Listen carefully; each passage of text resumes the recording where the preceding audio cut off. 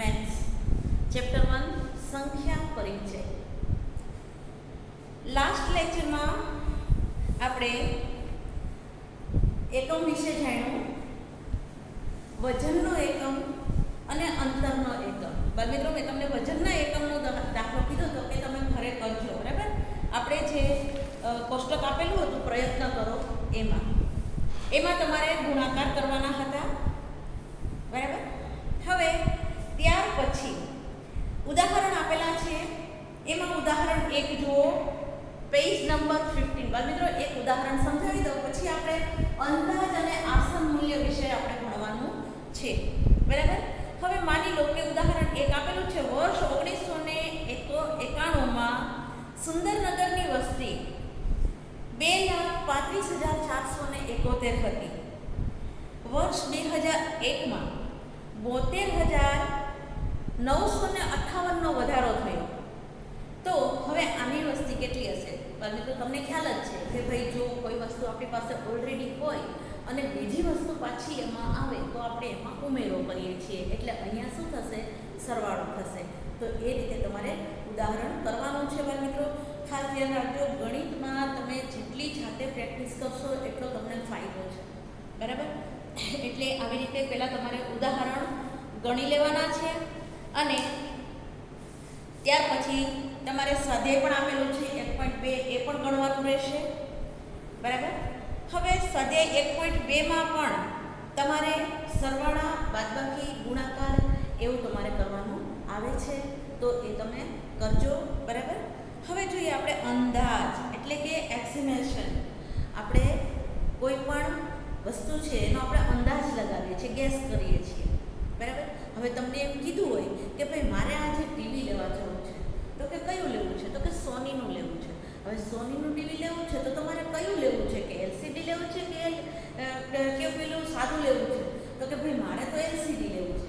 તો કે કેટલા ઇંચનું લેવું છે? તો કે 24 ઇંચનું. હવે માની લો કે 24 ઇંચનું એલસીડી ટીવી લેવા જવાનું હોય તો પહેલાં આપણે શું કરીએ? તો કે એનું બજેટ માંડીએ છીએ, બરાબર. તો બજેટ માંડીએ તો આપણે અંદાજ લગાડી શકીએ કે ભાઈ લગભગ 25,000 થી 30,000ની અંદર તો આવી જ જશે. આપણને પ્રોપર કિંમતની ખબર નથી, પણ આપણે શું કર્યું? અંદાજ લગાડ્યો, બરાબર. તો આવી રીતે આપણે અંદાજ લગાડીએ છીએ અને પછી એનું આપણે એક બજેટ બનાવીએ છીએ. હવે તમે જુઓ છો કે ભાઈ આપણે ભારત પાકિસ્તાન સાથે ટાઈ થઈ, બરાબર.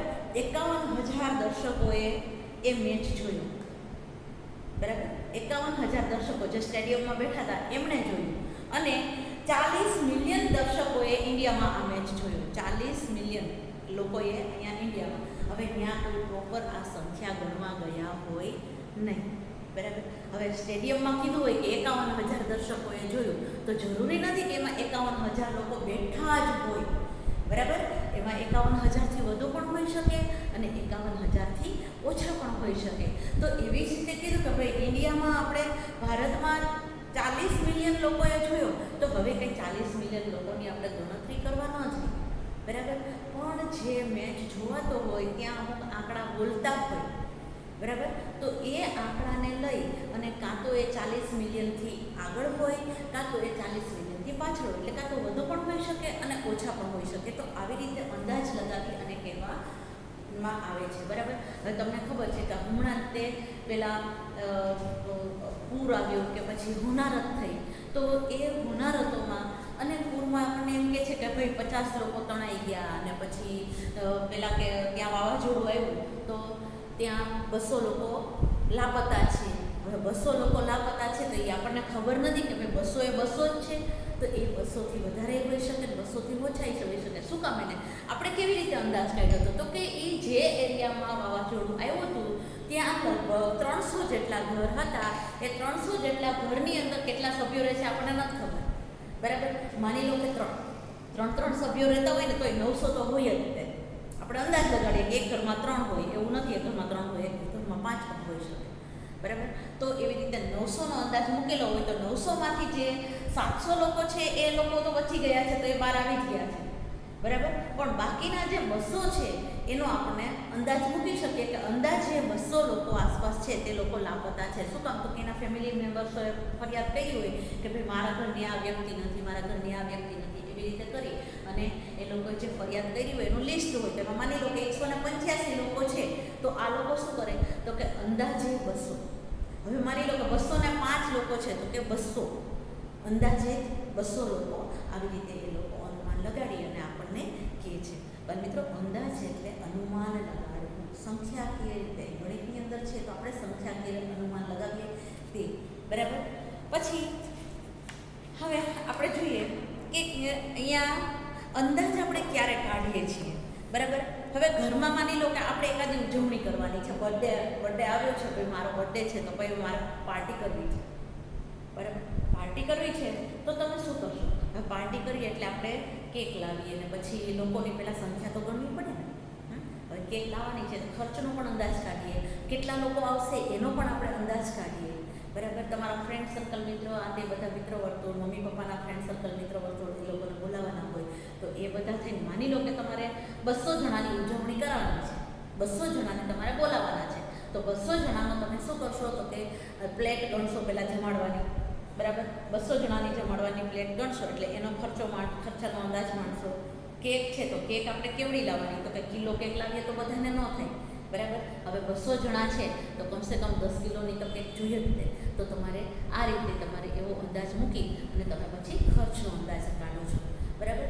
તો આ રીતે આપણે આવા સમયે આપણે અંદાજ કાઢીએ છીએ, બરાબર. તો દેશના નાણાપ્રધાન છે એ પણ દર વર્ષે બજેટ કાઢે છે, બરાબર ને. તમને ખબર છે કે ચોમાસું બજેટ બેસે, ચોમાસું સત્ર બેસે કે પછી શિયાળુ સત્ર હોય, બરાબર. તો ચોમાસું સત્ર છે એમાં ખર્ચ વધારે એ લોકો મૂકે, નાણામંત્રી, બરાબર. હવે માની લો કે એ ખર્ચ શું તમે વધારે મૂકે તો કે ચોમાસામાં છે તમને ખબર છે કે મધ્યપ્રદેશ છે કે પછી યુપી છે તો ત્યાં બધે છે તો ચોમાસામાં ખૂબ જ વરસાદ પડે છે અને પૂર આવે છે એટલે નુકસાન થાય છે એટલે ત્યાં આપણે પાછું ડેવલપમેન્ટ કરવા માટે ખર્ચ કરવો પડે, બરાબર ને.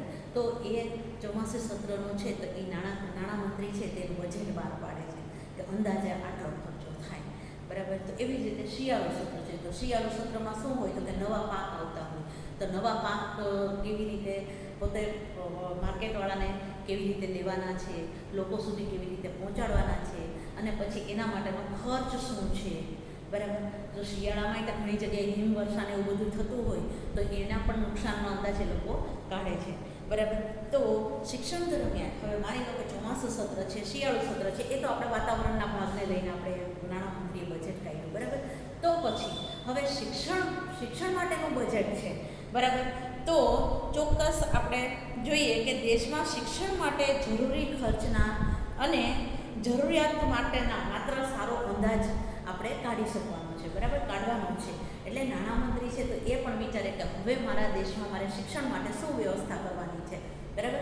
તમને ખબર છે કે અત્યારે દર વર્ષે નવી શાળાઓ, નવી કોલેજો એવો સતત એ લોકો કરતા જ હોય છે, બરાબર. નવી શાળાઓના બજેટ કાઢે એટલે કે કેટલાક લોકો પ્રાઇવેટવાળા લોકો છે તો એ નવી શાળા માટેનો પોતે આવેદનપત્ર આપે કે ભાઈ મારે આ નવી શાળા ખોલવાની છે, બરાબર. તો એના માટે સરકારે એને મંજૂરી આપવાની કે નહીં આપવાની, બરાબર. જો આપવાની છે તો એ શાળાએ પોતાનું બજેટ કેવી રીતે રાખ્યું છે, શાળાએ પોતાનો ક્લાસનું વહેંચણી કેવી રીતે કરેલી છે, બરાબર. શાળાની જગ્યા કેટલી છે, શાળામાં તો મકાન કેટલા છે, આવું બધી એ લોકો જાણકારી મેળવી અને પછી એ લોકો શાળાને શિક્ષણ માટેનો એ લોકોને તો એ મંજૂરી આપે છે. તો આવી રીતે કેટલી સંસ્થાઓને મંજૂરી આપવી, બરાબર, અને એની પાછળ પછી સરકારને કેટલો ખર્ચ કરવો પડશે, તો આ બધા જ એ લોકો અંદાજ કાઢે છે. ભલે પ્રોપર નથી હોતા, કોઈકવાર ખર્ચ વધારે થઈ પડે, કોઈકવાર ઓછો પણ થાય, બરાબર. હવે માની લો કે આવી પરિસ્થિતિ વિશે વિચારો કે જ્યાં આપણને ચોક્કસ સંખ્યાની જરૂર હોય અને તેમની પરિસ્થિતિઓમાં અને તેની સરખામણી આપણે કરીએ છીએ તેમાં માત્ર અંદાજિત સંખ્યા સાથે જ આપણે અંદાજ લગાવવાનો છે. અવાજ આવે છે? હવે આપણે જોઈએ બાળ મિત્રો, આસન મૂલ્ય અંદાજ તો આપણે શીખ્યા, બરાબર. આસન મૂલ્ય કેને કહેશું તો કે સૌપ્રથમ આપણે 10ની નજીકનો જે અંદાજ હોય તે આપણે લગાડીએ, બરાબર. હવે હું તમને કહું કે ભાઈ આપણા ક્લાસમાં 7 છોકરાઓ છે અને 3 છોકરીઓ છે, બરાબર.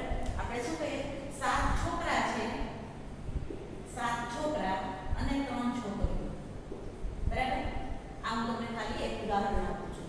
તો 7 છોકરા છે તો 10 ની અંદરનું આસન મૂલ્ય શું? તો કે 7 છે ને એ 10 ની નજીક છે. તમને ખબર 7 છે એ 10 ની નજીક છે તો આપણે અંદાજે 10 છોકરા આપણે કહી શકીએ. બરાબર, અંદાજે 10 છોકરા આપણે કહી શકીએ. અને 3 છોકરીઓ છે તે શું છે? તો કે 5 ની નજીક છે. કેની નજીક છે? 5 ની નજીક છે. તો આપણે અહીંયા 5 કહી શકીએ, અંદાજે 15.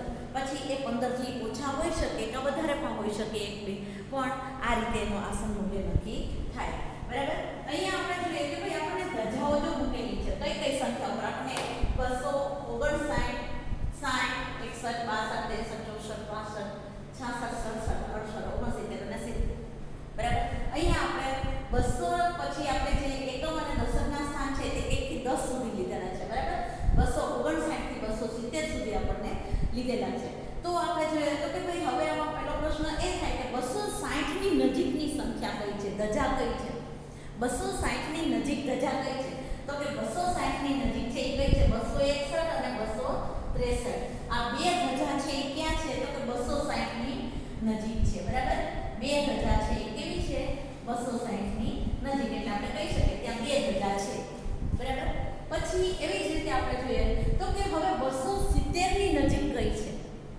બરાબર, 270 ની નજીક કઈ? તો કે ભાઈ અહીંયા 270 છે તો કે 270 માં હવે આ 65 થી જે નાની છે ને એ બધી ક્યાં આવી? તો કે 60 ની નજીક આવી. પણ જે 67, 68, 69 છે આ બધા ક્યાં છે? તો કે 70 ની નજીકના છે. બરાબર, તો અહીંયા 70 ની નજીક પણ 270 ની નજીક પણ કેટલી ધજા આવી? તો કે બે ધજા આવી. આ છે તે કયું છે? તો કે આ તમારે 10 નો અંદાજ છે. બરાબર, નજીકના 10 નો અંદાજ છે. તો એવી જ રીતે આપણે નજીકના 100 નો પણ અંદાજ આપણે લગાવી શકીએ. એ કેવી રીતે લગાવી શકીએ આપણે અંદાજ? તો એના વિશે આપણે જોઈએ મિત્રો કે નજીકના 10 નો અંદાજ આપણે જોયો.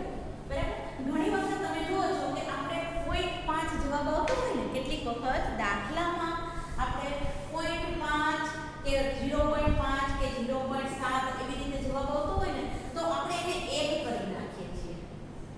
બરાબર, 1 બનાવી નાખીએ છીએ. એ શું છે? તો કે એ આસન મૂલ્ય છે, અંદાજિત. બરાબર, કેટલીક વખત કેવું હોય કે અહીંયા 0.10 હોય કે 0.11 હોય. બરાબર, તો આપણે શું કરી નાખીએ? તો કે તો આપણે 0 જ કરી નાખીએ. શું કામ? તો કે અહીંયા 1 છે એટલા.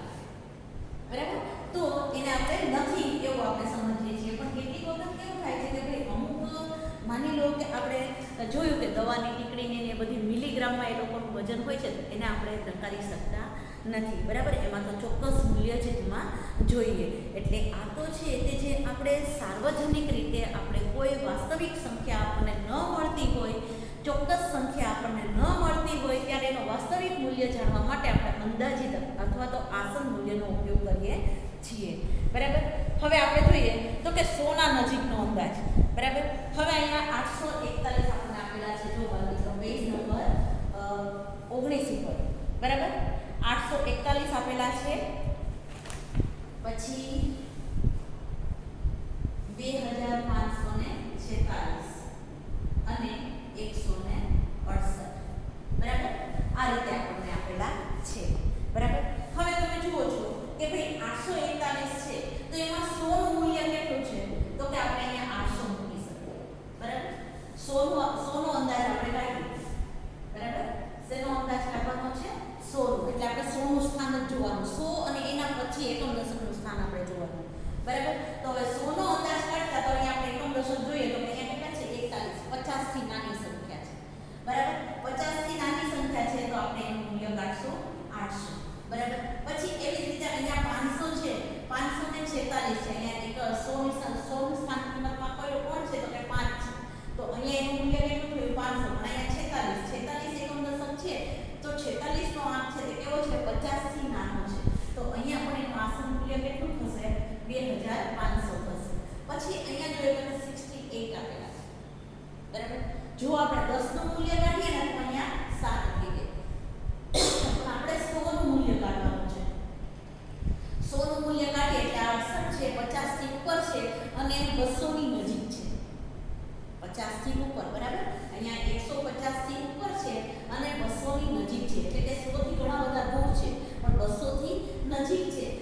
અહીંયા એનું આસન મૂલ્ય કેટલું થશે તો કે 200 થશે. બરાબર, આ રીતે તમારે કરવાનું છે બાળ મિત્રો. પછી એવી રીતે બીજી સંખ્યા આપેલી છે તે તમે જુઓ પેજ નંબર 19 પર કે 9537. હવે અહીંયા આપણે 100 નું મૂલ્ય જોઈએ તો પાછળ 37 આપ્યા છે. એ 100 ની નજીક છે, 95 ની નજીક છે. તો એટલા માટે આપણે અહીંયા કેટલું એનું આસન મૂલ્ય કાઢીશું તો કે 9500 કાઢીશું. બરાબર, પછી આવી જ રીતે 1000 સુધીનો આપણે અંદાજ કાઢી શકીએ બાળ મિત્રો. આ છે તે 100 સુધીનું મૂલ્ય હતું. હવે જોઈએ તો 1000 નો અંદાજ. બરાબર, 1000 નો અંદાજ આપણે જોઈએ.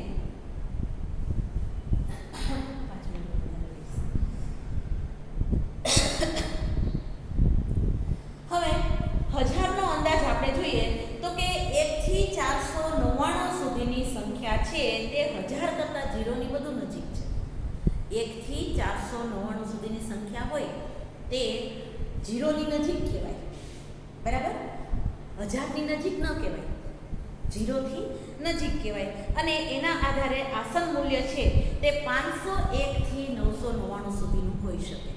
બરાબર, 1000 નું આસન મૂલ્ય છે તે 501 થી 999 સુધીનું હોઈ શકે. બરાબર, હવે 501 થી 999 છે એ 0 કરતા દૂર છે અને 1000 કરતા નજીક છે. બરાબર, એટલે એનો આસન મૂલ્ય આપણે કેટલું લઈએ તો કે 1000 લઈએ. બરાબર, હવે આપણે જોઈએ તો કે 1000 નું આપણે આસન મૂલ્ય કાઢીએ તો અહીંયા આપણે સંખ્યા લખીશું 2573, પછી 6404, 7805. આપણે આ જોઈએ, ત્રણ સંખ્યાઓ આપણે જોઈએ. બરાબર, તો આપણને ખ્યાલ આવી જશે કે ભાઈ હવે આપણે શું જોવાનું તો કે હવે અહીંયા એકમ, દશક, સો અને 1000 આપણે કેનું મૂલ્ય કાઢવાનું છે 1000. હવે તમને ખબર છે કે 0 થી 499 છે ને, 0 થી 499 છે એ ક્યાં છે તો કે 0 ની નજીક છે. બરાબર, અને 501 થી 999 એ ક્યાં છે તો કે 1000 ની નજીક છે. બરાબર, તો આપણે આ જોવાનું છે. આ વસ્તુ યાદ રાખી અને પછી આપણે આનું આસન મૂલ્ય કાઢવાનું રહેશે. હવે તમે જુઓ છો કે ભાઈ આપણે 501 થી 599, હવે 501 થી 599 માં 100 એકમ, દશક, 100 ના અંક આવે છે તો કે હા, અહીંયા 573 ની સંખ્યા આવે છે. બરાબર, તો અહીંયા 1000 નું મૂલ્ય કેટલું થશે તો કે 3000 થશે. કેટલું થશે? અહીંયા એક સીધો વધી જાય. આનું મૂલ્ય આપણે 1 ગણીએ તો અહીંયા 2 ના 3 થઈ જાય છે. એટલે અહીંયા એનું મૂલ્ય કેટલું રહેશે તો કે 3000. બરાબર, પછી એવી જ રીતે આપણે જોઈએ તો કે 6404. હવે તમે જુઓ કે આ 404 છે કેની વચ્ચે આવે છે? 0 થી 404 ની 499 ની વચ્ચે આવે છે કે 501 થી 999 ની વચ્ચે? તો કે આ 400 છે, 404 છે તે 499 થી 0 થી 499 ની વચ્ચે આવે છે. તો એનું આસન મૂલ્ય કેટલું હોય તો કે 0. તો અહીંયા આપણે 6000 ના 6000 જ રહેશે. અહીંયા એનું આસન મૂલ્ય કેટલું થશે તો કે 6000. પછી એવી રીતે 7805. અહીંયા તમે જુઓ છો કે 7805 છે ક્યાં આવે છે? 501 થી 999 એટલે 1000 ની નજીક ગણે છે. તો અહીંયા એક અંક વધી જશે, એનું આસન મૂલ્ય કેટલું થશે 9000. બરાબર, આ બધી છે એટલે અંદાજિત સંખ્યા કે તમે આસન મૂલ્ય જે કહો તે. બરાબર, હવે આપણે આગળ જોઈએ પ્રયત્ન કરો. આપણને કીધું છે બાળ મિત્રો, ચલો તેમાં આપણે જોઈએ પ્રયત્ન કરીએ. આપણને એમાં જે જે સંખ્યા કીધી છે એ દરેક સંખ્યાનું આપણે આસન મૂલ્ય કાઢવાનું છે. બરાબર, અહીંયા 75847 આપેલી છે, પેજ નંબર 20. બાળ મિત્રો પાઠ્યપુસ્તકમાં પેજ નંબર 20 કાઢજો. 75847. હવે આ સંખ્યાનું આપણે મૂલ્ય કેવી રીતે કાઢવાનું છે? તો કે 10 ના આધારે કાઢવાનું છે, પછી 100 ના આધારે કાઢવાનું છે અને પછી 1000 ના આધારે કાઢવાનું છે. બરાબર, આ રીતે આપણે એનું આસન મૂલ્ય કાઢવાનું થશે. બરાબર, પછી એવી જ રીતે આપણે 10000 નો પણ લઈ શકીએ. બરાબર, 10000 નો પણ લઈ શકીએ. શું કામ? તો કે 75000 આપેલા છે માટે. બરાબર, તો હવે પહેલું છે તે કયું છે? 10 ના આધારે કાઢીએ તો હવે અહીંયા 10 છે તે શું છે તો કે 47 છે. બરાબર. હવે 47 છે એ ક્યાં આવે છે તો કે 50 ની નજીક આવે છે. બરાબર. 47 છે એ શું છે તો કે 10 ની નજીક આવે છે. 47 ના શું થઈ જશે 50. આ એકમ જોઈએ તો કેટલો છે 7 છે. બરાબર. 7 એકમ છે એ ક્યાં આવે છે તો કે 0 થી 5 થી 10 ની વચ્ચે. જેવી રીતે આપણે અહીંયા કહ્યું કે 0 થી 499 છે તે 0 ની નજીક અને 501 થી 999 છે એ 1000 ની નજીક. તો એવી જ રીતે 0 થી 5 છે ને એ 0 ની નજીક આવે છે અને 6 થી 9 છે તે 10 ની નજીક આવે છે. તો અહીંયા 7 છે એ 6 થી 9 ની વચ્ચે આવે છે. તો અહીંયા એક વધી જશે તો 75,000 એનું મૂલ્ય કેટલું થશે 75,850. મારી સાથે સાથે તમે લખતા જજો તમારી પાઠ્યપુસ્તકમાં. બરાબર. હવે ફરીથી એનું આપણને આસન મૂલ્ય કીધું છે કાઢવાનું. બરાબર. પણ આપણે એમાં દરેક એકમ જે સ્થાન કિંમત છે એના આધારે આપણે જોઈએ તો કેવી રીતે આસન મૂલ્ય નીકળે છે તે આપણે જોઈએ. હવે જોઈએ તો કે ભાઈ હવે 100 નું કીધું છે તો આપણે પહેલા અહીંયા દશકનો આંક જોયો. હવે આપણે 100 નો આંક જોવાનો છે. 100 ના આંકની પાછળ ક્યાં છે એકમ દશક તો 47 આપેલા છે. હવે 47 છે એ શું છે તો કે 100 માં શું હોય તો કે 1 થી 49 0 થી 49 છે તેનું આસન મૂલ્ય 0 બને છે અને 51 થી 99 છે તેનું આસન મૂલ્ય 100 બને છે. બરાબર. તો હવે અહીંયા 47 આપેલા છે તો અહીંયા આસન મૂલ્ય એનું શું થશે તો કે 0 થશે. બરાબર. એટલે અહીંયા આપણે કશું 75,800. બરાબર. 1000 નું સ્થાન જોઈએ આપણે. હવે 1000 નું સ્થાન આપણે જોઈએ તો કે આપણે હવે 5 જોવાના. 5 ની પાછળ કેટલા છે તો કે 847. 847 છે એ શું આવે છે 501 થી 999 ની વચ્ચે આવે છે. એટલે તેનું 1000 નું મૂલ્ય વધી જશે. તો અહીંયા કેટલા થશે તો કે 76,000 થશે. કેટલા થશે 76,000. બરાબર. પછી એવી જ રીતે આપણે જોઈએ તો કે અહીંયા 10,000 નું મૂલ્ય આપણે કાઢવાનું છે. તો 10,000 નું મૂલ્ય કાઢતા અહીંયા આપણે જોઈએ તો કે 10,000 નું સ્થાન કયું છે તો કે 7 છે એ 10,000 ના સ્થાનમાં છે. તો અહીંયા 5,847. હવે તમને ખબર છે કે ભાઈ જે રીતે આપણે જોયું કે 0 થી 4,999 છે તે 0 ની નજીક આવે. તો એવી જ રીતે અહીંયા 10,000 માં પણ 0 થી 4,999 છે એ શેમાં આવે છે તો કે 0 આસન મૂલ્યમાં આવે છે. અને પછી 5,001 થી લઈ અને 9,999 સુધી એનું છે તે 10,000 ની નજીક એનું આસન મૂલ્ય બને છે. તો અહીંયા આપણે જોઈએ કે 5,847 છે તે ક્યાં આવે છે તો કે 5,001 થી ઉપર આવે છે. તો આપણે અહીંયા એનું આસન મૂલ્ય કેટલું કાઢશું તો કે અહીંયા આપણે 80,000 એનું આસન મૂલ્ય કાઢીશું. બરાબર. મિત્રો તમને ખ્યાલ આવ્યો. આ રીતે આપણે કરવાનું છે. બરાબર. હવે અહીંયા આપણો લેક્ચર પૂરો કરીએ છીએ. હોમવર્કમાં તમને આજે આપેલું છે હોમવર્ક અને એમાં ખાસ તમે ગણિતમાં ઉદાહરણના દાખલા તમારે જાતે ગણજો તમે. બરાબર. જવાબ એમાં આપેલા છે તો એવું નહીં કે જવાબ જોઈને ગણી નાખીએ. બરાબર. તમારે એ જાતે ગણવાના રહેશે અને પ્રેક્ટિસ તમારી વધારજો. ઓકે. મેથ્સમાં. Have a nice day.